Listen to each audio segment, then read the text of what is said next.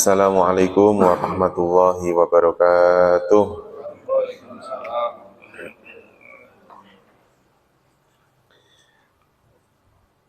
Mari kita mulai pertemuan kita di pagi hari ini dengan berdoa bersama-sama. Bismillahirrahmanirrahim. Radina billahi rabba wa bil islami dina wa bi Muhammadin nabiyya wa rasula. Rabbana zidna ilman nafi'a warzuqna fahman wasi'a. Allahumma rzuqna fahman nabiyyin wa hifdzal mursalin wa ilhamal malaikatil muqarrabin birahmatika ya arhamar rahimin.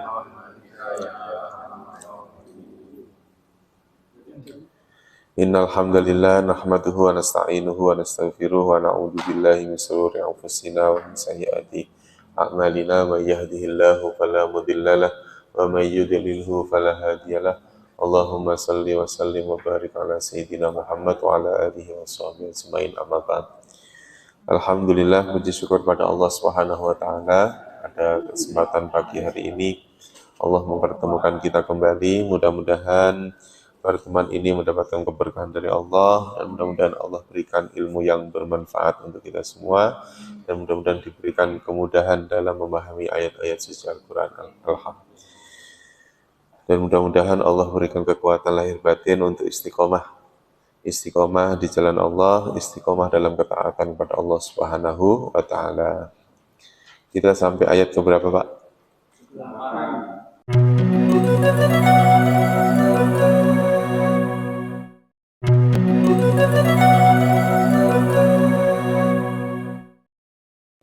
178. Bismillahirrahmanirrahim. Ya ayyuhalladzina amanu, wahai orang-orang yang beriman. Wahai orang-orang yang beriman. Kutiba alaikumul qisasu. Kutiba telah dicatat, diwajibkan. Alaikum atas kalian. Apa yang diwajibkan? Al-qisasu, yaitu hukum qisas. Hai orang yang beriman, diwajibkan hukum qisas bagi kalian. Tidak semua hukum menggunakan hukum qisas, tetapi di sini hanya disebutkan fil qatla, dalam hukum pembunuhan. Bukan peperangan ya, tapi apa? Pembunuhan. Kalau peperangan kitalun, peperangan. Kalau qatla, pembunuhan.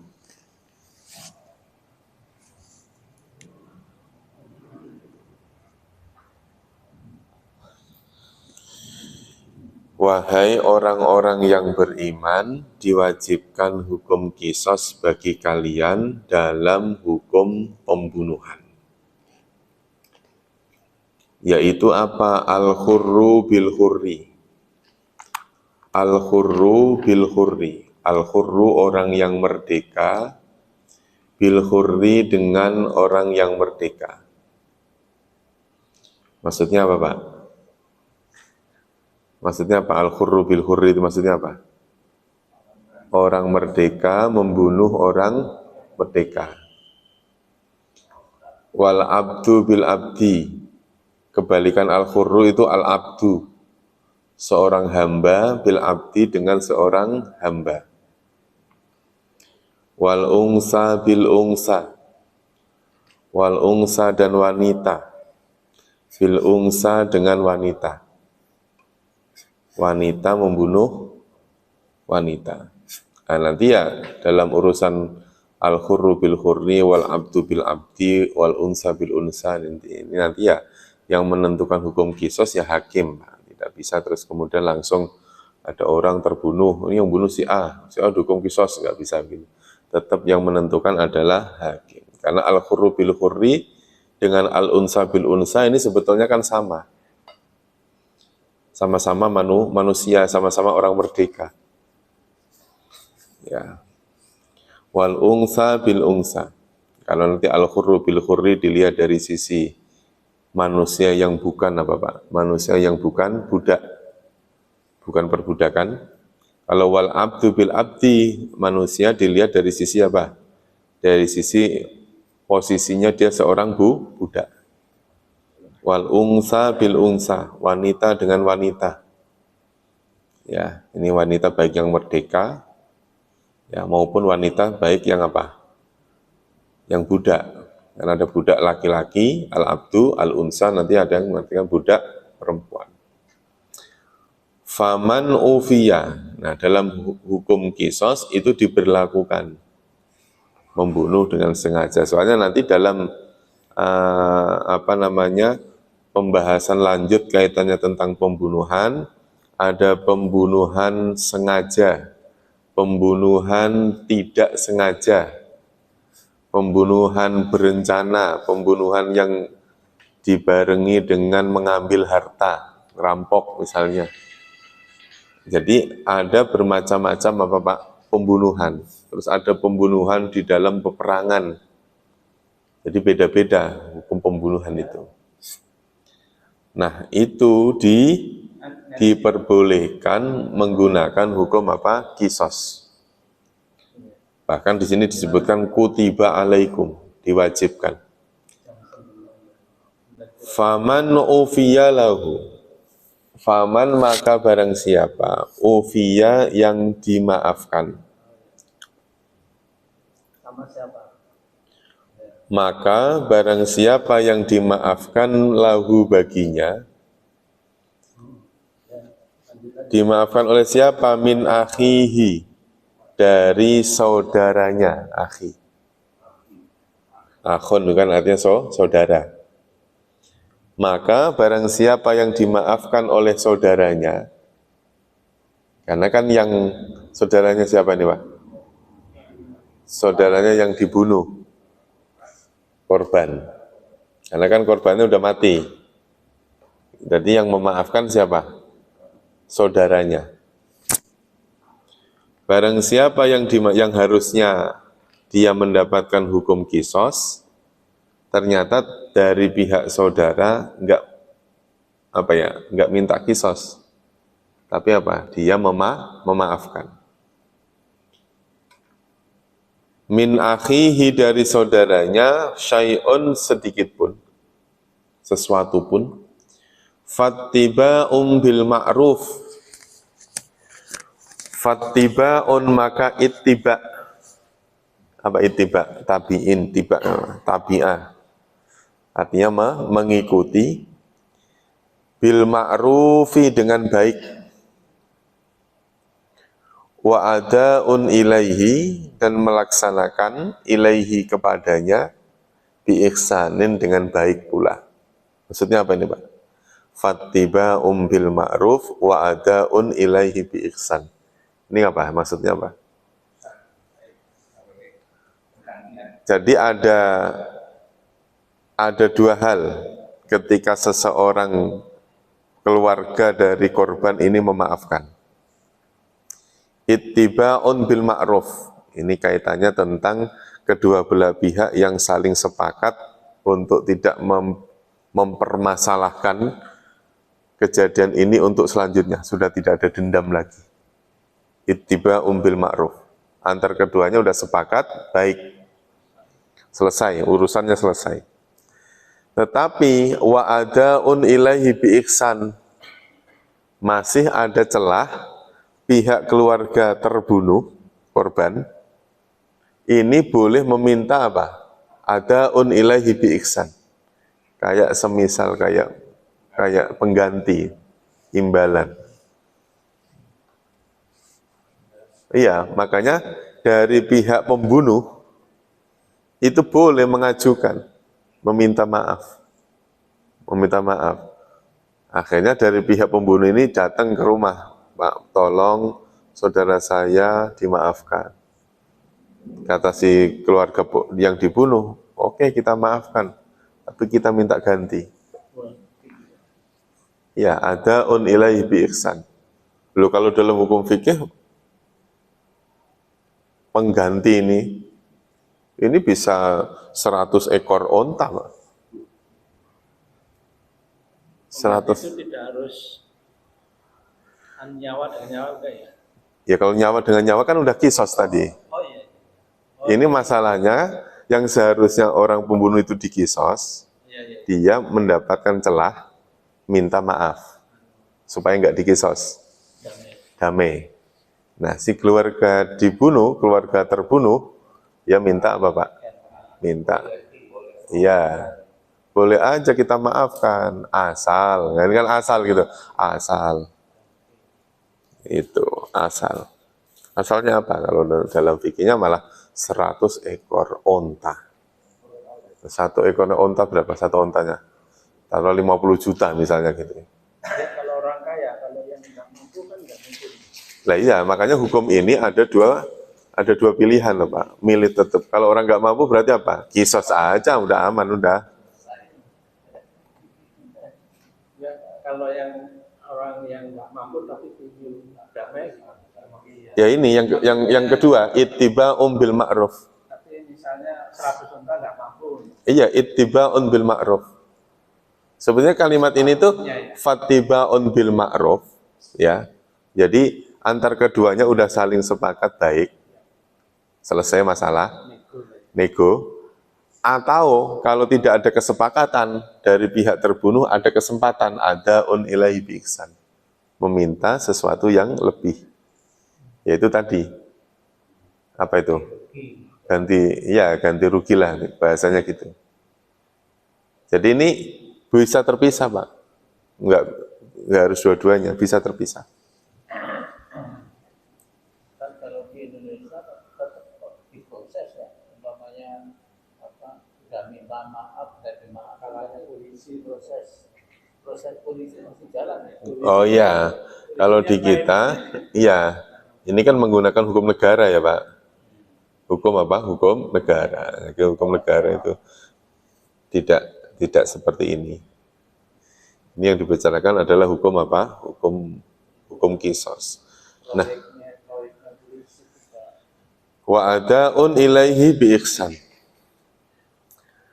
Dalika takhfifum mir rabbikum wa rahmah. Dalika itulah takhfifun keringanan, wa rahmatun dan rahmat. Mir rabbikum dari Tuhan kalian. Jadi kan tadi ada apa? Ada hukum kisos. Yang mana hukum kisos ini yang dipandang selalu kisosnya.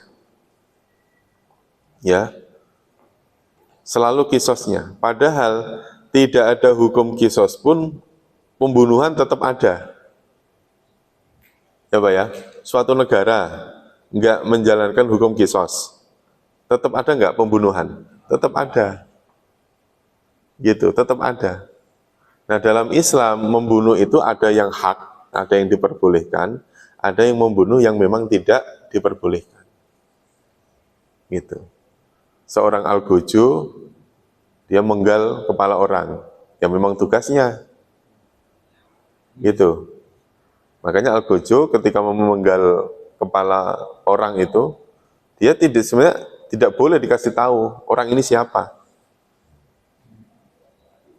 Orang ini siapa? Oh, kalau tahu dia pasti nggak adil. Namanya manusia kok. Begitu tahu, wah ini musuh gua ini. Langsung, Pak, menggalnya kasar. Emosi. Makanya ketika emosi itu justru malah dia berdosa. Iya, kayak Imam Ali bin Abi Thalib kan begitu.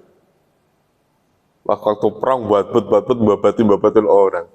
Begitu mau dipenggal, orang yang mau dipenggal itu geludah, Pak. Ludah. Malah nggak jadi dipenggal. Iya itu tadi. Niatnya takut beda. Yang pertama karena lillahi ta'ala, karena memang perang. Yang kedua karena apa? Bisa saja menggalnya karena kesel, karena diludahin. Kalau di Indonesia hukuman mati itu Ustaz, tukang tembak ya, penembak 10 orang tapi nggak tahu ini pelurunya siapa gitu. Ya, yang pasti kan dia tidak tahu yang ditembak ini siapa. Orang penggal itu kan yang megang pedang itu kan ditutup matanya. Ditutup matanya, yang dipenggal juga ditutup. Indonesia itu ya. Terus misalnya orang Jakarta, bukan polisi Jakarta, di Sidoarjo gitu kan nggak kenal. Ya, makanya itu yang tidak kenal itu pasti apa? Tidak ada rasa benci, tidak ada rasa dendam. Yang penting itu Pak. Dzalika takhfifum mir rabbikum wa rahmah. Itulah keringanan dari Tuhanmu, wa rahmatun, dan rahmat. Artinya apa? Walaupun hukum kisos tetap dijalankan, tetapi dari pihak pembunuh atau yang terbunuh antara keduanya ada celah untuk meminta maaf. Jadi maaf bisa menggugurkan hukum apa tadi? Hukum kisos. Ya, yang tadinya harus dibunuh nggak jadi dibunuh. Yang tadinya harus dipenggal nggak jadi dipenggal. Yang dibunuh mau yang menggal untuk matanya. Kalau yang menggal untuk matanya nanti tidak bisa menggal. Iya kan, pernah lihat kan caranya? Menggal untuk matanya dia. Ya. Yang menggal. Loh, yang tukang menggal itu bukan orang sembarangan. Iya, dengan spesialis, terus dengan pedang yang sangat tajam. Iya.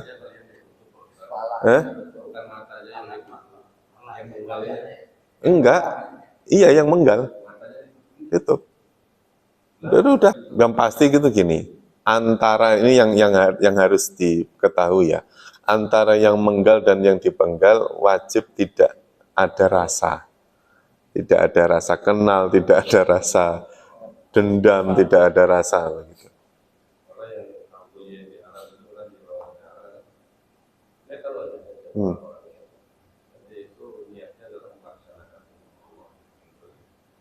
Iya, kalau semua mengatakan seperti itu, ya memang dia pasti akan menjadi orang yang apa, Pak? Ya itu tadi, pernah kan kayak di cambuk, hukum cambuk yang di Aceh lah, nggak usah jauh-jauh lah, Aceh itu. Kan itu juga memecotnya kan tidak kayak gini kan. Enggak nafsu, enggak ada nafsu dia. Yang pasti itu Pak, karena apa? Yaitu tadi, namanya manusia sedang bertugas, kok begitu tahu kalau yang dipenggal ini adalah musuhnya, oh bisa aja dia sambil marah, malah berdosa. Kok tahu ini adalah saudaranya, gimana Pak? Memenggal saudaranya sendiri. Nah, makanya itu dirahasiakan supaya tidak ada rasa dendam. Nah, ya makanya semuanya nanti diputuskan oleh pengadilan. Nah, hukum kisos fokusnya kita selalu mati. Selalu yang mati fokusnya kita. Fokusnya hanya terlalu kepada penggal tangan. Gitu loh Pak. Iya kan? Hukum kisos yang dibahas selalu mati, potong tangan. Selalu itu yang dibahas. Padahal nanti di ayat 179 justru yang dibahas bukan masalah kematian, tapi kehidupannya. Jadi sudut pandangnya diambil dari sudut pandang yang berbeda. Famani antada ba'da dzalika falahu adzabun alim. Maka barang siapa i'tada yang melampaui batas, ya, barang siapa yang melampaui batas, ya, ba'da dzalika sesudah itu, falahu maka baginya adzabun alim. Adzabun adalah siksa, alimun yang pedih. Melampaui batas maksudnya apa Pak? Melampaui batas maksudnya? Iya, kan di sini kan ada dua hal yang perlu dibahas. Yang pertama, si pembunuh nih, si pembunuh dia dihukum kisos. Yang terbunuh boleh meminta ganti rugi, ya, boleh meminta ganti rugi. Antar kedua belah pihak ini, dua-duanya punya kesempatan. Dia punya kesempatan hidup lagi kalau dimaafkan. Dia bisa hidup lagi, tidak dihukum mati kalau dia mampu memenuhi adaun ilaihi bi ihsan tadi itu, ya.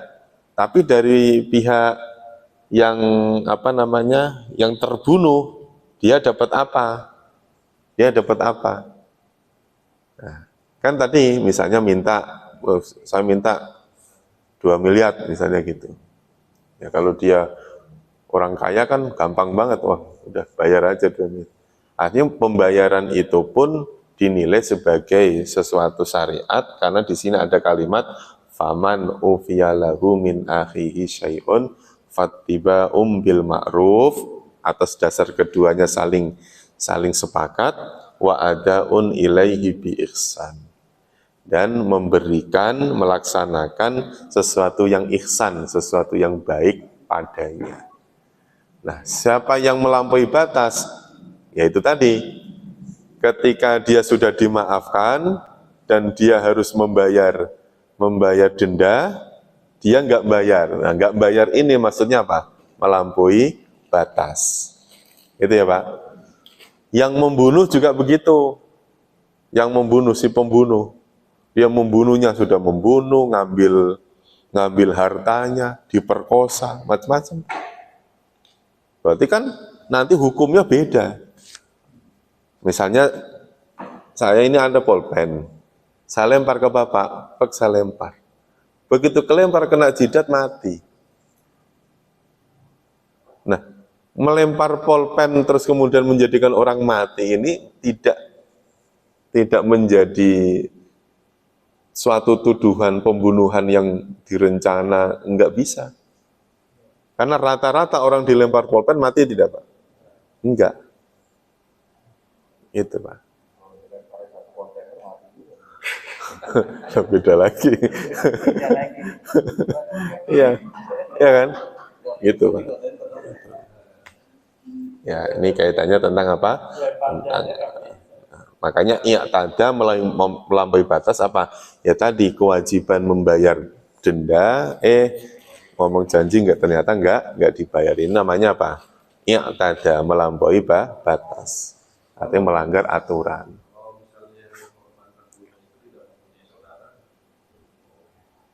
Ya, kalau tidak punya saudara, berarti kan tidak ada yang nuntut, Pak. Tidak ada yang memaafkan.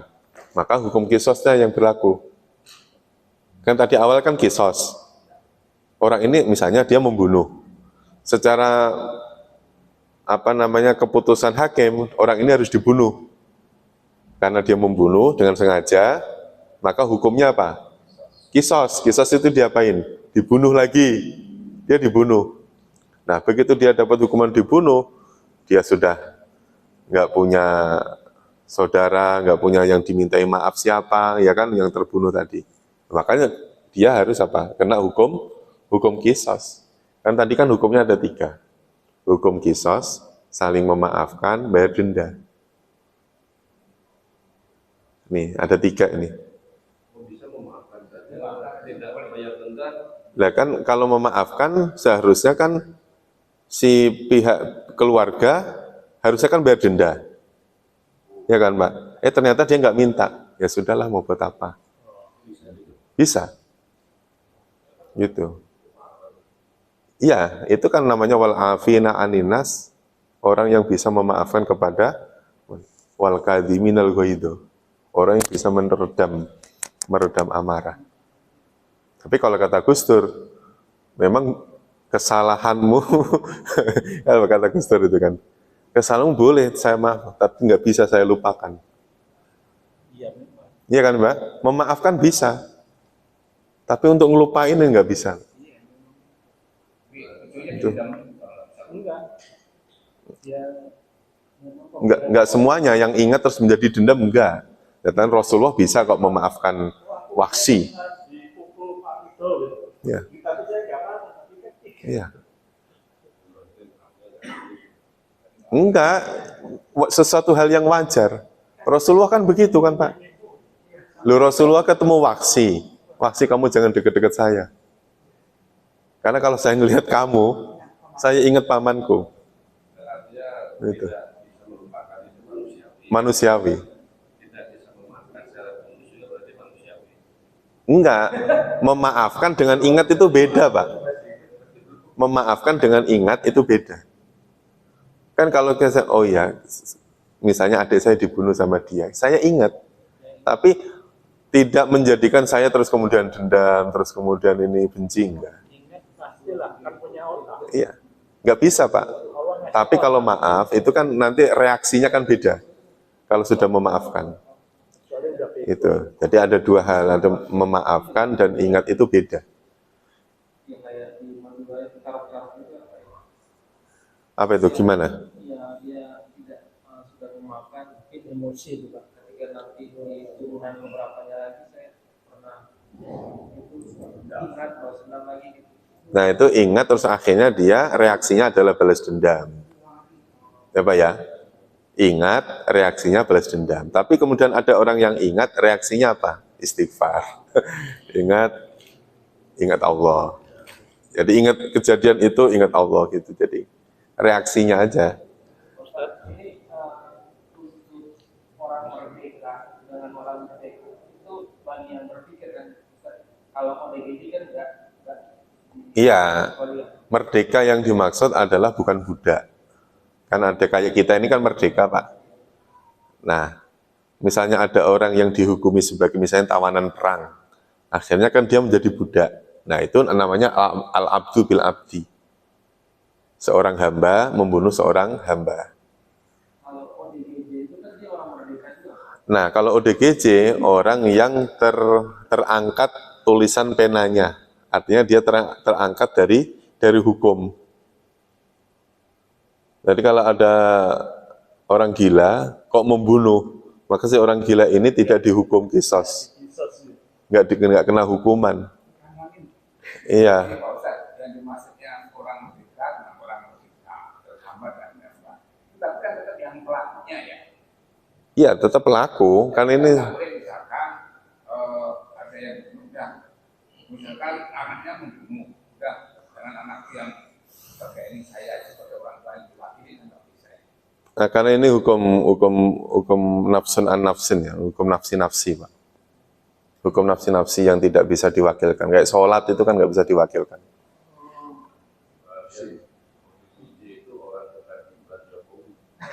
Jadi artinya orang merdeka membunuh orang merdeka. Iya. Oh, hamba saya membunuh hamba saya. Ya, jadi kalau kayak tadi misalnya ada kasus, misalnya ada orang merdeka membunuh orang gila, maka yang kena hukum kan orang yang merdekanya. Gitu ya Pak? Gitu. Kalau orang merdeka membunuh hamba saya gimana? Nanti hukumnya tergantung hakim. Dihukumi kisos apa enggak? Karena kalau hamba saya dengan hamba saya, kalau yang membunuh orang Karena kalau orang merdeka membunuh orang merdeka membunuh hamba saya, nanti tuannya yang minta ganti rugi. Bisa aja tuannya minta ganti rugi. Gitu. Karena ini maksudnya kan hukum perbudakan itu kan masih berlaku masalahnya. Sementara hukum perbudakan di sini nggak ada. Ya itu kan hanya dulu pernah ada hukum perbudakan. Orang budak itu benar-benar benar-benar ada. Karena apa? Perang masih ada. Kan dinamakan perbudakan kan nggak semua orang tahu-tahu jadi budak Pak. Awalnya dia merdeka, berhubung karena dia ikut perang, jadi tawanan, akhirnya dia jadi budak. Jadi Pak Ustadz, kalau yang merdeka membunuh hamba saya, mungkin ini majikannya yang tembus gitu kan ya. Tapi kalau yang ini budak membunuh hamba merdeka. Kalau budak membunuh orang merdeka nanti tidak kena kisos. Karena apa? Seorang budak itu dia hukumnya itu separuh dari orang merdeka. Karena itu beda Pak. Karena apa? Ibaratnya seorang anak kecil nih, anak kecil ada ada seorang anak umur 5 tahun atau anak kecil bunuh orang dewasa, kena hukum kisos tidak? Kan enggak, karena beda. Nah, orang Buddha itu diibaratkan bukan orang kecil. Orang Buddha itu adalah orang yang dia masih punya ketergantungan dengan seseorang majikannya. Itu. Ya. Makanya kan ada seorang budak namanya Waksi. Budak itu, Pak. Budak. Tapi pembunuh, dia yang membunuh. Iya, kalau dikosan separuh gimana caranya? Ya makanya kan hukum kisos, iya. Kriteria budak. Budak itu kan laki-laki maupun perempuan yang awalnya itu adalah tawanan perang. Ya, tawanan perang. Jadi misalnya ada orang kafir kalah perang, ya kan? Dia hartanya diambil oleh yang membunuh, dia dijadikan budak. Nah, dijadikan budak. Nah, budak itu beda dengan pembantu, Pak. Beda, budak itu bukan pembantu. Iya, kalau misalnya dia perempuan, dia boleh digauli tanpa dinikah. Halal. Oh, kayaknya Pak DKM semangat ini. Oh, cari budak gak ada. Iya. Iya. Ada budak tua nakal. Misalnya ada budak, budak letik.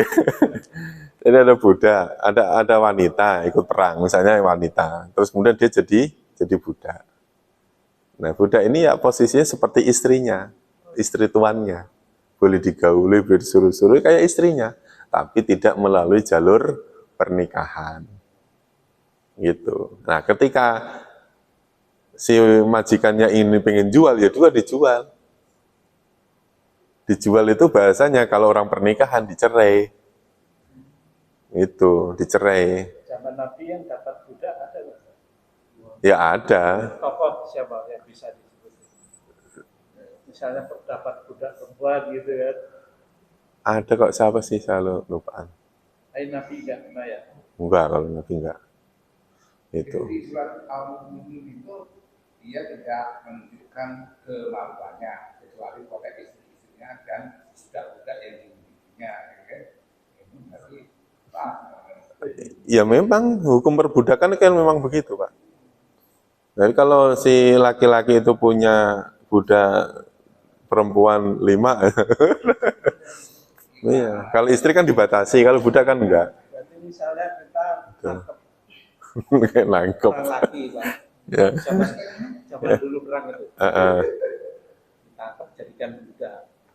Kan dia orang kuat. Kalau dibebasin, salah yang membebaskan loh. Misalnya tidak, kan dia sudah punya bibit permusuhan kan. Iya, makanya kan nggak sembarang. Begitu kan bisa dijual, bisa dimerdekakan bahasanya kan gitu. Ya dijual, itu perempuan. Enggak, yang laki juga sama. Nah, yang kalau laki misalnya, Iya. saya dulu musuhan ini, terus bebasnya. Satu saat kan saya bisa ngedor, nembak atau mancing gitu. Iya. Kan bibitnya permusuhan, jadi nggak salah kalau dia bunuh. Ya itu kekhawatiran ya, Pak.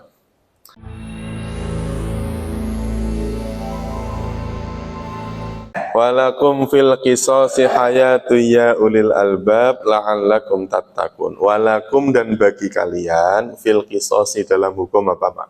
Hukum kisos, hayatun, ada kehidupan. Nah, dalam ayat ini itu menjelaskan kalau jangan dilihat mati satu orang. Kan kalau yang dilihat kisos itu apa? Orang terbunuh, satu mati. Yang membunuh, begitu. Yang membunuh dibunuh. Ya Pak ya. Nah, yang dilihat jangan itu.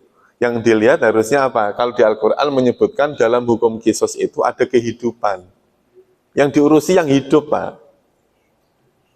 Yang masih hidup ini loh gimana? Makanya begitu hukum kisos itu diterapkan, justru kejadian pembunuhan itu berkurang. Karena orang apa? Mikir dua kali kan, Pak, kalau mau bunuh orang. Nah, kalau coba di sini dah. Ada anak yang berani bunuh orang tuanya kok. Ya, hanya gara-gara nggak dibeliin motor, orang tuanya disiksa. Sampai kayak gitu. Karena hukumnya nggak ada, hukumnya nggak adil. Gitu, hukumnya nggak adil. Nah, di sini yang dilihat adalah menurunnya apa Pak? Menurunnya kejadian pembunuhan itu gara-gara apa? Hukum kisos itu diterapkan. Nah, ini kan yang diserang oleh Barat kan Pak?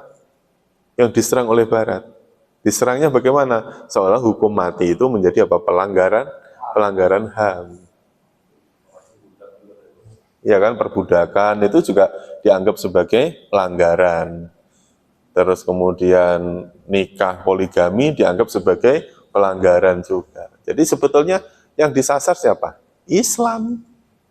Islam yang disasar. Padahal dalam Al-Quran jelas, bagimu dalam hukum kisos itu hayatun, ada kehidupan. Ya ulil albab, hayatun. Hayatun. Ya, hayatun. Itu kalau pakai alif artinya ular. Kalau pakai wawu, hayat, bacaannya sama. Artinya hidup atau kehidupan. Hayati itu Pak. Nur hayati, cahaya kehidupan. Ya. Hayatu ya ulil albab, ada kehidupan wahai orang yang mempunyai akal, la'allakum tattaqun, agar kalian bertakwa. Diulangi ya Pak, dari atas. Wahai orang-orang yang beriman, diwajibkan atas kalian hukum kisos dalam pembunuhan. Orang merdeka dengan orang merdeka, hamba dengan hamba, wanita dengan wanita. Maka barang siapa yang dimaafkan dari saudaranya sedikit pun, maka mengikutinya dengan apa? Dengan baik dan melaksanakannya dengan ihsan, dengan lebih baik. Yang demikian itu ada keringanan dari Tuhan kalian dan ada apa?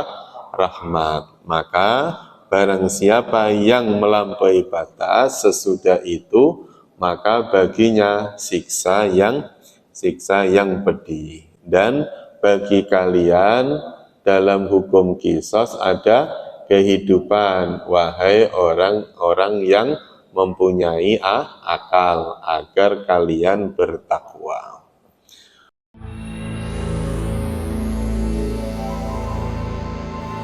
Kutiba alaikum, kisah selesai. Kutiba telah diwajibkan, alaikum atas kalian. Telah diwajibkan atas kalian ida hadoro, apabila hadoro datang atau mendatangi. Mendatangi siapa? Ahadakum, mendatangi salah seorang dari kalian. Apa yang mendatangi? Al-mautu, kematian. Jadi nanti urutannya itu adalah ketika kematian mendatangi salah seorang dari kalian. Nah, ketika mati mendatangi salah seorang dari kalian itu apabila apa? Intaroka khairo. Apabila taroka ia meninggalkan khairon, harta. Khair itu artinya kebaikan, Pak. Tapi yang dimaksud di sini adalah apa? Harta. Maka diwajibkan apa? Al-wasiyatu. Diwajibkan apa? Wasiat. Wasiat. Berarti nanti penerjemahannya gini, diwajibkan berwasiat atas kalian apabila kematian telah datang kepada salah seorang kalian jika ia meninggalkan harta. Itu kematian bahwa pakai tanda-tanda diwajibkan atas kamu apabila ada tanda-tanda kematian atau langsung kematian. Oh gini, nah, ini pertanyaan bagus. Kalimat tanda-tanda kematian itu dilihat dari mana? Dilihat dari kalimat hadoro. Coba ditelaah. Kalimat hadoro itu fi'il apa? Madi apa mudhari'? Hadoro. Telah datang. Madi. Iya kan? Madi. Loh. Kalau kalimat ini diterjemahkan apa adanya, malah justru malah kebalik-balik hukumnya. Contoh ya Pak, contoh ini ya. Ini kalau orang menerjemahkan tanpa ilmu misalnya begini. Diwajibkan atas kalian apabila kematian sudah datang kepadamu, diwajibkan apa? Wasiat apabila punya harta. Loh, yang wasiat udah mati kok gimana wasiatnya? Ya kan Pak? Nah, makanya terus kemudian hadoro dimanai apa? Tanda-tanda.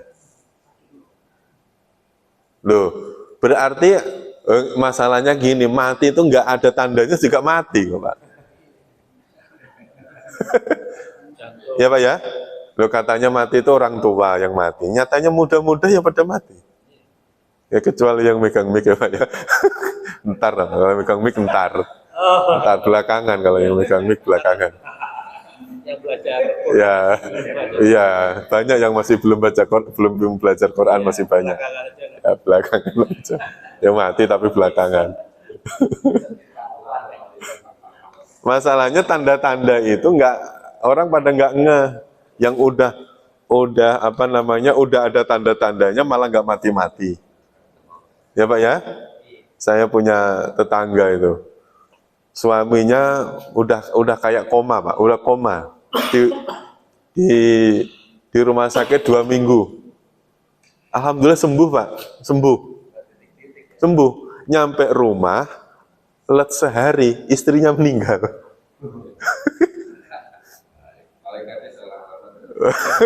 Ya nggak tahu ya, memang rahasia kematian begitu. Yang dirawat rumah sakit sampai 2 minggu malah sehat. Tandanya dikasih suami. Iya. Buat istri. Akhirnya si suaminya diledekin itu karena kecapean. Makanya kalau sakit jangan minta ditungguin. Ya jadi orang mati itu bukan karena apa-apa, tapi karena awalnya hidup. Ya maksudnya contoh itu. Iya, iya. Yang zaman COVID kemarin kan juga begitu. Banyak kok yang pakai masker mati, yang nggak pakai masker juga malah hidup sampai sekarang. Iya, makanya jangan dikaitkan dengan kematian. Kalau waspada tentang penyakit silahkan. Tapi kalau mati itu nggak bisa Pak. Makanya di sini apa artinya? Ketika datang tanda-tanda kematian. Nah tanda-tanda kematian itu apa? Hidup. Maka kalau sekarang kita mau berwasiat, udah boleh Pak. Jangan nunggu nanti sekarat, ngapain? Iya.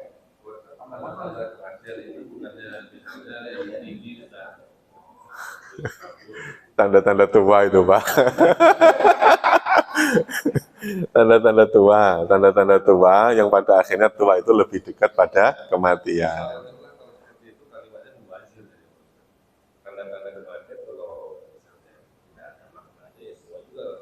Iya, makanya dimaknainya begini, wasiat itu kapan batasannya? Wasiat itu ketika masih hidup.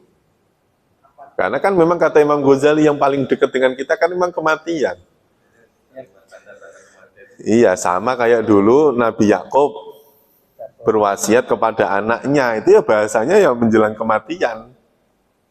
Kalau nggak mati. Itu. Kematian tapi sebenarnya ada ilmiahnya ini Pak. Pak Ustaz, ini kan kita itu kan ada usia harapan hidup. Jadi kalau usia harapan hidup bangsa Indonesia itu kalau bukan dari 55, 60, sekarang 65 tahun lah. Usia harapan hidup ini usia Nabi aja kalau sudah ada 63 tahun. Jadi harapan itu meninggalkan berwasiat karena umur umat itu tidak jauh dari itu. Ya, nggak apa-apa. Jadi ya kan itu kan bisa. Enggak, ini masalahnya gini, ini kaitannya tentang harta waris Pak. Ya, kenapa kok ada kalimat idza hadara ahadakumul maut? Karena nanti ada ketika orang belum sempat berwasiat kok sudah mati, maka tidak menggunakan hukum wasiat lagi, tapi menggunakan hukum waris. Jadi semuanya itu ada hukumnya gitu loh Pak. Kalau Bapak pengen terhindar dari hukum waris, sekarang aja berwasiatnya. Lah iya, Bapak punya rumah 3, di Kemang Pratama 1, di sini 1. Nah, kalau Bapak masih hidup kan boleh-boleh saja.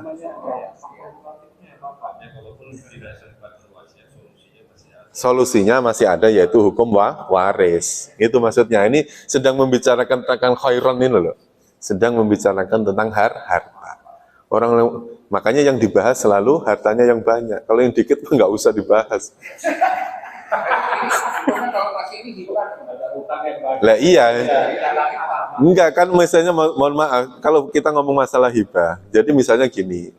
Misalnya Pak DKM punya rumah di Kemang Pratama 1, di Rawalumbu 1, terus kemudian di Semarekon 1.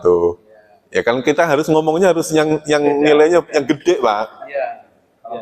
Kalau pas-pasan nggak mungkin buat rebutan kan. Masalahnya 3. Ya, anaknya 2. Misalnya anaknya 2. Akhirnya Pak DKM wasiat kan, berpesan. Nah, rumah yang di Semarekon buat kamu aja. Hibah kan namanya, rumah yang di Kemang Pratama buat kamu aja. Bapak tak tinggal di sini aja. Ya kan? Nah, nanti tolong kalau saya, ini harus digarisbawahi. Nanti kalau saya meninggal, tolong sebagian dari harta peninggal kamu ini wasiat wakafkan ke masjid. Ini yang dinamakan wasiat itu yang ini, Pak. Iya, pesan untuk memberikan harta kepada bukan ahli waris. Ini yang dimaksud kalimat wasiat itu yang ini. Ya, rumah yang di Rawalumbu ini nanti buat saya aja. Ya, buat saya nanti. Buat saya aja. Nah, saya aja itu apa? Tolong sebagian nanti wakafkan ke masjid. Nah, wakafkan ke masjid nanti diambil dari hukum, namanya hukum wakaf. Hukum wakaf, hukum wasiat itu berapa? Kalau wasiat berarti tidak boleh melebihi dari 33%. Dari total harta peninggalan, Pak. Kalau yang sudah hibah nggak usah dihitung. Yang sudah dibagi yang awal tadi nggak usah dihitung. Ini sisanya ini loh yang Bapak tinggalkan, ya. Yang Bapak tinggalkan. Nah, berarti yang anaknya 2, rumahnya 3. Ya. Jadi kalau yang 2 itu sudah dibakar. Ya. Yang 1 buat saya aja. Ya. Jadi yang 33% itu yang 1 buat yang cuma tinggalin. Iya. Jadi gini, dari rumah yang di sini, begitu misalnya meninggal, yang punya harta ini meninggal, berarti apa, Pak? Harta tinggalan ini harta warisan. Nah, dari harta warisan ini, maka terciptalah namanya hukum waris. Itu ya, Pak. Nah, harta waris tidak boleh dibagi sebelum utang piutang lunas, sebelum wasiat dijalankan. Iya, bahasanya kalau di dalam itu sulus, sepertiga. Sepertiga harta. Sepertiga harta setelah dikurangi bayar utang. Ya, kewajiban-kewajiban dijalanin semua dulu. Iya, kewajiban-kewajiban dijalanin dulu, baru bagi waris. Nah, ada orang yang bukan ahli waris tapi dapat warisan. Siapa itu? Pertama, orang yang tercatat namanya di dalam wasiat. Ya, gitu ya, Pak. Nah, yang tercatat di dalam wasiat maksimal 30% atau 33% dari harta. Misalnya rumah dijual, dinilaikan, ternyata rumah harganya 1 miliar. Misalnya gitu ya, Pak. 1 miliar. Berarti sepertiganya berapa? Taruhlah 300 juta. Gitu ya, Pak. 300 juta ini yang boleh diwakafkan. Kepada siapa? Ya tadi, wasiatnya kepada siapa? Kepada masjid. Satu lagi misalnya tertulis namanya Mbak Sri Hartati, dia yang ngerawat. Nah, Mbak Sri Hartati ini orang lain, Pak. Ternyata ada tuh namanya muncul, Bapak wasiatkan. Tertulis kan? Ya nggak harus tertulis, namanya wasiat kan kadang-kadang ada yang tertulis, kadang-kadang hanya sekedar diucapkan. Itu. Kalau yang masalah tulis itu kan kalau nggak salah ada tinggalnya Bapak itu tidak kamu menulis segala sesuatu. Kalau nggak dituliskan nanti akan ribut kan? Enggak, beda, hukumnya beda. Ditulis manakala tidak ada saksi. Kalau sudah ada saksi, mengucapkan aja sudah namanya wasiat, Pak. Kan hukum wasiat itu gini, mengucapkan kepada anak-anaknya, mengucapkan kepada anak-anaknya. Kalimat yang terucap ini namanya wasiat. Ternyata anak-anaknya, Pak, ayo kita catatkan saja wasiat Bapak ini, siapa tahu nanti di lain hari bermanfaat. Akhirnya, udah nggak usah dicatat, panggil saksinya, panggil saksi. Sama saksi, saya nggak mau tanggung jawab ya, kalau nggak ada hitam di atas putih. Akhirnya baru dicatat. Jadi mencatat tidak menjadi syarat wasiat itu. Itu. Makanya biasanya yang dicatat itu yang hartanya banyak. Kalau yang ribut itu yang banyak itu yang. Iya, yang ribut yang banyak ini. Itu. Kalau dalam wasiat tidak ada alasan untuk mencatat. Tidak harus mencatat. Kalau yang akan mencatat itu dalam hal transaksi. Itu utang piutang, itu pun yang apabila di luar daerah kan, di luar daerah nggak ada yang dipercaya. Nah, sementara urusan ini, nah dari 300 juta itu yang diwasiatkan, gitu ya Pak, maksimal loh Pak, maksimal. Kalau si sohibul mal tidak menentukan nilainya, maka sohibul ahli warisnya ini dialah yang menentukan berapa yang diwasiatkan. Yang penting ada yang diberikan kepada masjid karena masjidnya tercatat. Harus diberikan kepada busri tadi karena busri tercatat. Sisanya dibagi waris. Berarti 700 juta dibagi waris. Itu kan maksimal 33%. Kalau seandainya enggak. Kalau lebih harus kesepakatan, Pak. Misalnya totalnya yang mewasiatkan dia memunculkan nilai. Saya wasiatkan, saya pesan kamu nak, nanti kalau saya meninggal, tolong berikan hasil peninggalan saya ini 500 juta ke masjid. Misalnya gitu, Pak. Wah, seneng Pak DKM, seneng banget dapat uang 500 juta, ya kan? 500 juta. Ya kan? Nah, begitu dihitung-hitung asetnya cuma 1 miliar. Berarti kan ada 200 juta tuh Pak. Kan artinya 300 juta yang boleh. Nah, 200 juta ini dikembalikan kepada ahli waris. Kalau ahli waris ngomong, ya sudah Pak, berikan aja ke masjid. Nggak apa-apa. Kalau gini boleh nggak Ustaz? Ini omamu, yang ini si B, Ya. gitu ya. Terus oma yang sana itu kan gede, ini bagi 3 misalnya. Boleh. Ya selama dia masih hidup boleh-boleh aja. Ini satu.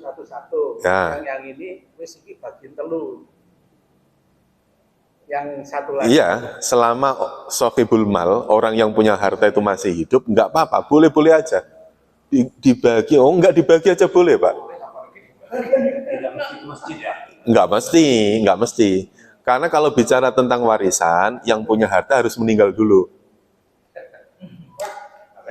Ya. Selama hidup Pak, pas orang meninggal masih dari awal yang meninggal dulu. Nah ini harus dibedakan. Pas waktu bapaknya yang punya harta ini masih ada, berarti dapat rumah di Sumarekon tadi itu bukan harta warisan, tapi harta pemberian, namanya hibah. Hibah itu ada batasannya juga. Nggak ada kalau hibah. Lo nggak bahaya. Memang hibah itu karena kan harus hibah kan orang yang punya harta masih ada. Tapi tiganya berlaku tidak adil kepada yang besar maupun yang tidak pertama. Nah itu hukumnya hukum beda lagi, itu hukum keadilan. Nggak ada ketentuan. Kalau 100% harta jadi dibahkan, Boleh kalau hibah. Selama orang yang punya harta masih ada, masih hidup. Nah, itu kan tadi kan hukumnya kan beda-beda. Terus gini, misalkan anaknya 5, dia berwasiat karena satunya itu taruhlah orang tuanya nggak suka sama si anak. Itu dia berdosa karena tidak adil, bukan karena nggak ngasih, tidak adil. Iya.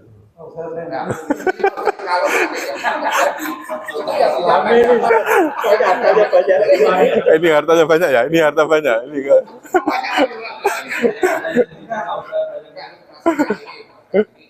kasih ke masyarakat kan, misalkan kalau seandainya sudah dihibahkan, berarti Maksudnya yang kesultanan itu aja kan nggak perlu dihibahan lagi. Ya, sementara satu orang tadi kan nggak dapat hibahan, itu gimana? Dapat warisan dia.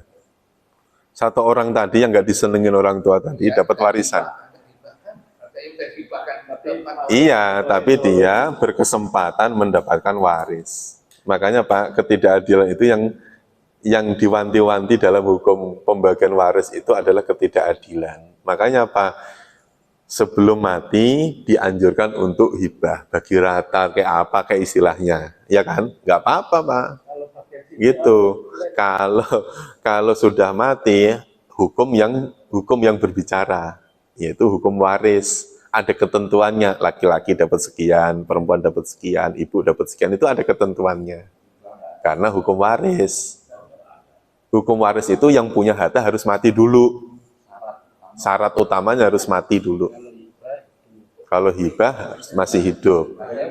Jadi Bapak jangan ngomong gini, karena saya masih hidup, saya bagi warisan ya, ayo kumpul-kumpul sini kumpul, saya mau bagi warisan. Nggak bisa. Itu tetap hukumnya hukum hibah.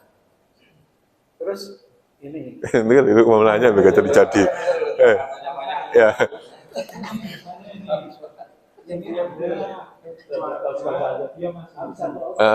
Yang punya harta masih hidup. Dia kumpulkan keluarganya. Ya. Seandainya saya mati, kamu ini. Ternyata semuanya tidak bisa menempati apa yang diwasiatkan itu. Nah, itu nanti penjelasannya ada di ayat berikutnya. Penjelasannya. Ya. Nih, penjelasannya nanti di sini ya. Penerima wasiat tidak dapat menjalankan wasiat. Itu nanti di sini penjelasannya. ya, amanah. Gimana Pak? Yang lain? Itu nanti penjelasan di ayat selanjutnya. Ini, Ustaz. Kalau orang tua Kasih waktu, Ustaz. menggunakan harta amal itu kan sebenarnya nggak utang ya. Enggak, bukan. Tapi kalau anak menggunakan harta orang tua utang kalau sudah dewasa. Maksudnya Enggak, misalkan sudah sama-sama berkeluarga, Iya. tapi si A, anak yang pertama misalnya, ini suka ya. pakai duitnya orang tua dan saudara-saudaranya tahu misalkan kayak gitu. iya. Itu dijadi hukuman utang nggak? Enggak lah Pak. Jadi kalau masalah pembagian waris itu nanti dibagi itu enggak. Enggak. Enggak. Anaknya itu orang tuanya bilangnya minjem atau Oh, rumit itu Pak. Itu karena duitnya mesti banyak itu. Karena rumit. Itu apakah misalkan anaknya 3, Ya. yang anak nomor 1 ini sudah terlalu banyak makai ini Harta harta orang orang tua. tua. Nah, terus orang tuanya sudah meninggal pasti bagian waris. Apakah yang ini diperhitungkan dulu yang dipakai ini? Kalau menurut saya enggak. Itu dibagi sama. Enggak lah Pak. Enggak, itu bukan. Kalau dipakai keluarga, pakai anak itu bukan utang piutang. Jadi pas pembagian warisnya nanti yang 2 orang itu kan saya nggak pernah pakai harta orang tua saya. Orang tua sementara itu yang pakai itu. Ya, nanti solusinya adalah hukum pakai aja hukum Islam terlebih dahulu, adapun bagian-bagian nanti kesepakatan. Jadi begini, misalnya dari 700 juta tadi itu, ya kan? Kita harus ngomongnya juga harus 700 juta, Pak. Jangan yang cuma 7 juta, jangan. Jadi 700 juta, dari 700 juta tadi itu, terus kemudian dibagi waris kan. Misalnya anaknya dua itu siapa? Laki-laki 1, perempuan 1, misalnya gitu. Ibunya masih ada nggak? Masih ada, misalnya gitu ya. Ibunya masih ada. Jadi gampangannya kalau ngitungnya kan begini, oh yang laki-laki dapat separuh, yang perempuan dapat 1/4, ibunya dapat 1/4. Kan begitu Pak, kan habis sudah. Habis kan Pak? Habis. Nah, ternyata begitu sudah, ya udahlah, berarti kamu dapat separuh dari 700 juta itu berapa? 350, berarti dia dapat 1/4-nya, dan 1/4-nya. Ya, 175, 175. Akhirnya terus kemudian, ya sudah, terus kita sepakat. Dari 3 orang ini akhirnya terus musyawarah. Wasyawirhum fil amr. Musyawarah dalam segala urusan. Akhirnya musyawarah.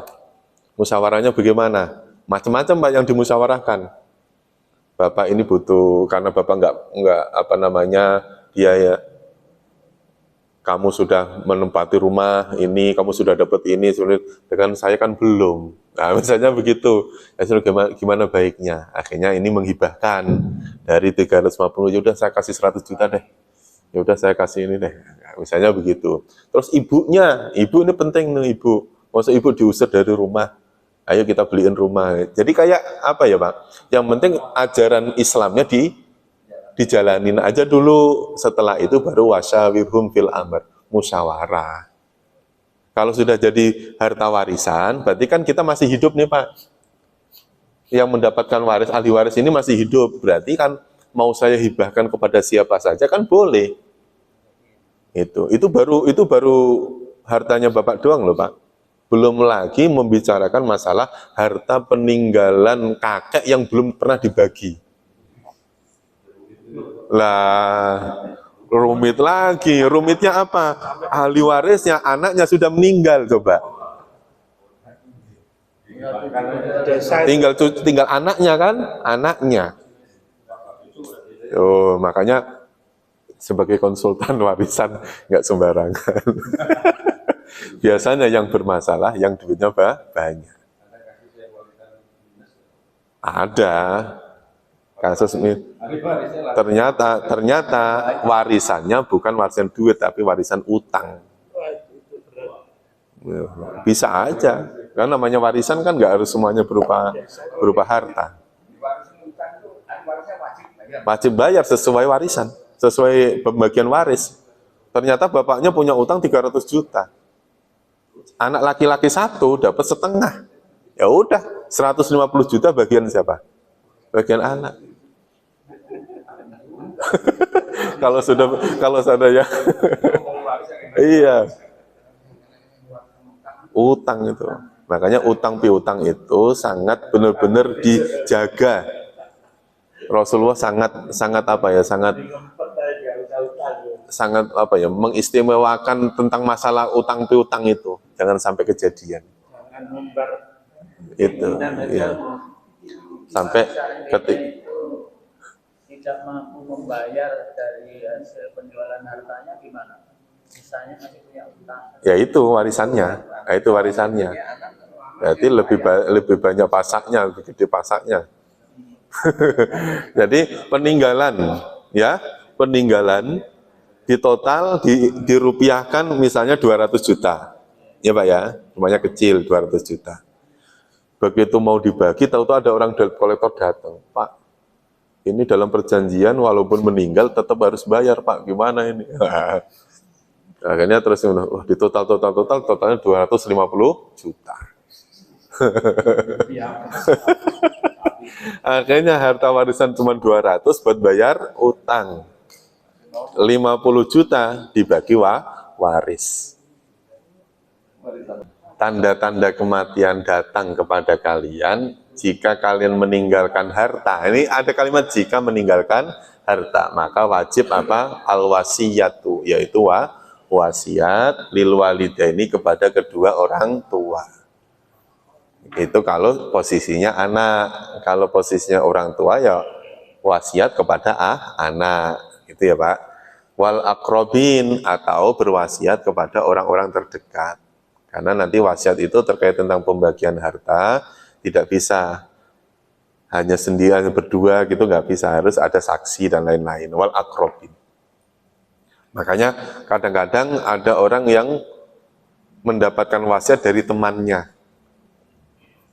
Ya, kayak kita lagi ngobrol-ngobrol begini, aduh saya pengen wakaf nih ini ya, nanti saya urus lah wakafnya nanti. Belum sempat ngurus sudah apa Pak? Sudah meninggal. Berarti kan ada niat yang apa? Niat baik yang tertunda. Nah, disampaikanlah kepada anak. Wal akrobina lil walidaini wal akrobina. Bil ma'ruf, ya. Bil ma'ruf dengan apa? Dengan baik. Karena wasiat itu nggak mungkin nggak didengarkan orang. Jadi harus dibedakan antara niat dengan wasiat. Kalau niat nggak ada yang dengar nggak apa-apa, niat kok. Ya, saya pengen ngaji, saya pengen baca Quran, saya pengen ini nggak apa-apa. Ya. Nah, nanti kalau di apa namanya? digandingkan atau disandingkan dengan suatu amal perbuatan, nanti namanya nazar. Niat baik, azam, berazam, kalau saya lulus maka disyaratkan gitu Pak, itu namanya nazar. Tapi terus kemudian kalau diomongkan ke orang bisa berubah menjadi wasiat. Itu haqqan 'alal muttaqin, haqqan suatu kebenaran 'alal muttaqin atas orang-orang yang bertakwa. Jadi intinya seseorang ketika masih hidup ya diwajibkan untuk berwasiat tentang harta. Ya, wajib. Ini kutiba alaikum. Wasiat. Nah, wasiat itu ya tadi yang saya bilang, wasiat itu adalah hukum yang Allah berikan kepada seseorang yang ingin membagikan hartanya kepada bukan ahli waris. Ya, yang bukan ahli waris. Ya kayak tadi, punya anak dua, yang satu di Kalimantan, yang satu di Sulawesi, yang bapak sama ibunya sendirian di sini. Yang kerawat siapa? Yang kerawat justru malah orang lain kan? Yang kerawat orang lain. Nah akhirnya si bapak ini bikin catatan. Nanti kalau saya mati, si A ini yang ngurus saya ini tolong bagiin harta warisan. Itu namanya apa Pak? Wasiat. Si A yang tadinya orang luar, dia berhak mendapatkan warisan karena ada wasiat. Karena ada wasiat tadi itu. Ya, atau mungkin wasiat yang diberikan kepada anak yang dijalanin. Karena apa? Seorang anak tidak boleh menerima wasiat. Tidak boleh. Tidak boleh dan tidak boleh menerima manfaat. Misalnya saya berwasiat, tolong rumah ini berikan kepada, kalau saya mati, berikan kepada yang nomor 1. Itu nggak boleh Pak. Nggak boleh. Kalau mau menghibahkan, hibahkan sekalian, jangan nunggu nanti kalau sudah mati. Kalau sudah mati ada hukumnya tersendiri tadi itu, namanya hukum waris. Hibahkannya jadi sudah balik nama ya. Nah, itu mah ini apa namanya, apa ya, tekstualnya itu apa? Iya, administrasi lah itu. Jadi anak itu hanya menerima wasiat, tapi tidak boleh menerima manfaat dari wasiat itu. Jadi gampangnya gini, saya berwasiat, saya punya anak, terus kemudian berwasiat, rumah ini nanti untuk anakku yang kedua. Padahal saya masih hidup. Enggak, itu maksudnya wasiat itu nggak bisa dijalankan Pak. Dijalankan sekarang ya nggak bisa, karena ada tulisan jika mati. Dijalankan kalau sudah mati, nggak bisa, karena kalau sudah mati harus menggunakan hukum waris. Harusnya dihibahkan saja. Misalnya kalau sudah kalau kamu sudah menikah, udah kamu nempatin rumah ini aja, tempatin. Itu. Kamu kan belum nikah, kamu di sini aja dulu. Ntar kalau udah nikah, kamu yang digabus sana tuh, tempatin. Itu namanya apa? Hukum hibah. Nah, kalau orang faman badalahu, faman maka barang siapa badala yang mengganti hunya. Ini bukan mengganti wasiat loh Pak. Wasiat itu nggak bisa diganti. Kecuali yang ganti siapa? Orang yang berwasiat. Sementara orang yang berwasiat udah mati. Berarti kan ucapan atau tulisan tadi nggak bisa diganti oleh siapapun. Maka yang terjadi tadi Bapak itu, yang terjadi apa? Yang terjadi penyelewengannya apa? Yang menjalankan wasiat tidak amanah. Ya, wasiatnya tetap misalnya, tolong berikan sebagian dari harta saya ke Masjid Al-Maghfirah. Nah, sebagian dari harta harus sesuai hukum tadi itu. Tidak boleh melebihi berapa Pak? 33%. Berarti apa? Ketika hasil totalan tadi misalnya 1 miliar, berarti ya 330 juta yang diberikan kepada masjid. Kan gitu ya Pak? Diberikan kepada masjid, karena bentuknya wakaf misalnya. Nah, yang terjadi itu menyelewengkan dana ini Pak, bukan wasiat loh ya, menyelewengkan dana yang harusnya 330 dikasihnya 30 juta. Yang dikasih 30 juta. Nah, itu maksudnya gini, faman baddalahu, maka barang siapa yang menggantinya ba'dama sami'ahu, sesudah mendengarnya, mendengar wasiat tadi itu, fa innama ismuhu 'alal ladzina yubaddiluna, maka sesungguhnya dosanya atas orang-orang yang menggantinya. Yang berwasiat mah udah nggak dosa. Yang dosa siapa? Orang yang mengganti angka, mengganti yang tadi itu. Curang. Ya, jadi kalau tadi nilainya 350 juta, dikurangi nolnya 1 aja udah. Dikurangi nolnya 1 aja udah. Waduh, gede banget itu. Iya. Kalau menghibahkan untuk ibadah, Menghibahkan untuk itu biasanya pada anak-anak ya. Ya, kalau diberikan kepada instansi, misalnya masjid, sekolah, madrasah, gitu ya, nanti namanya wakaf. Ya, namanya apa? Namanya wakaf. Nah, wakaf, nadirnya siapa? Harus jelas. Yang menerima manfaat wakaf ini siapa? Yang bertanggung jawab. Namanya nadir. Ya, sebetulnya ya hibah-hibah juga, cuman karena diberikan kepada lembaga, namanya wakaf. Kalau hibah kan kepada perorangan. Atas bawah itu tadi. Kalau hibah Maksudnya gimana atas bawah? atau ke anak itu. Enggak harus. Kalau tadi kan kaitannya tentang rata-rata orang ngasih kan kepada anaknya. Terus menghibahkan saya. Iya. Enggak apa-apa, misalnya Pak DKM udah daripada pusing ngasih, anak-anak udah pada kerja Pak Ustadz, udah buat Pak Ustadz aja udah. Enggak apa-apa.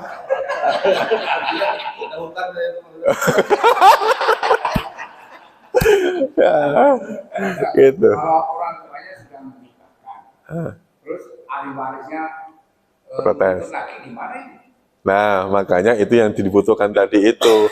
Ada hitam di atas putih, ada catatannya, ada pihak ketiga, ada yang yang mendikte, macam-macam lah itu transaksi itu, Pak. Kalau nggak yakin. Ya, itu. Kalau udah wis aku ngomong cukup. Makanya kalau berpotensi nanti ada tuntutan, lebih baik dicatat, dinotariskan, di pihak ketiga kan gitu ya Pak. Nanti adanya di ayat 282, ayat terpanjang tuh, yang kaitannya tentang transaksi. Nah, makanya warisan, yang bukan, hartanya boleh banyak, tapi warisannya jangan banyak-banyak. Dibahin aja. Ya, selama masih hidup, jangan disimpan banyak-banyak Pak. Nabung jangan banyak-banyak. Nabung itu, yang tabungan itu yang sekiranya untuk makan 30 hari cukup udah. Selebihnya apa? Ditasarrufkan, dikeliling dimuterkan. Oh ya, Supaya rezeki itu bisa, Indonesia ini mampet karena banyakan yang nyimpen duit. ya itu, berbahaya itu bagus itu. Wah, ini pendukung ya, ini pendukung. Iya. Jadi waktu dia berjalan gitu. Iya. Iya, karena memang asal-asal itu penting, Pak. Jadi kalau misalnya semua Bapak menyimpan misalnya nih di tabungan di BCA ada 100 juta, 101, coba satu orang ini, satu kelompok ini, udah 1 miliar Pak, uang diem. Sementara ada tetangga yang kurang makan, nyari utangan aja susah. Ya Pak ya, yang jangan terlalu banyak disimpan. Sekarang mulai dihibah-hibahkan, dikasih-kasihkan ke anak. Iya. Ustaz itu sami ahu ya, barang siapa mengganti setelah ini dan mendengar. Itu mendengar aja, apalagi puisi mendengar aja harus. Iya, makanya itu tadi, wasiat itu tidak harus dicatat. Ngomong kayak begini aja namanya wasiat. Makanya wasiat tidak selalu urusannya harta. Wasiat kebaikan, wasiat ketakwaan. Ya, sebaik-baik wasiat kan wasiat ketakwa. Ya kan? Sebaik-baik wasiat adalah wasiat takwa. wasiat keimanan, wasiat takwa, wasiat kebaikan. Itu. Itu. Maka barang siapa yang mengganti isi wasiat tadi itu, sesudah ia mendengar isi wasiat itu, maka sesungguhnya dia berdosa atas orang-orang yang menggantinya tadi itu. Bagi orang-orang yang menggantinya tadi. Innallaha sami'un alim. Sesungguhnya Allah maha mendengar lagi maha mengetahui. Ulangi ya Pak, langsung terjemahnya aja. Dari wahai orang-orang yang beriman, diwajibkan atas kalian hukum qisas pada hukum pembunuhan. Orang merdeka dengan orang merdeka, seorang hamba sahaya dengan hamba sahaya, wanita dengan wanita. Maka barang siapa yang dimaafkan baginya dari saudaranya sedikit pun, maka mengikutinya dengan apa? Dengan baik dan melaksanakan kepadanya dengan baik, dengan lebih baik. Karena kalau al-ma'ruf kaitannya tentang apa?